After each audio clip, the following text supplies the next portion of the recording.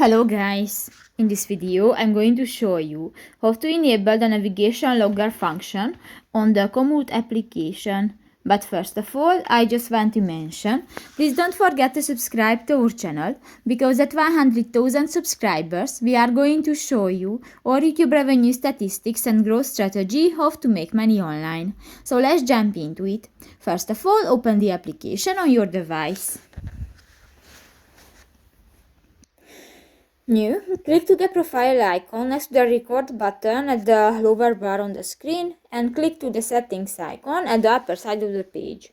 In the account section you can find the app settings button and click to the third option, the navigation. In the navigation section you can find the second option, the navigation logger, the send log data automatically to Komoot to help improve navigation system. And if you want to enable this function, just click to the next white circle, and if it will be green, this function will be enabled. So that's pretty much it for this video guys. See you in the next one. Bye bye.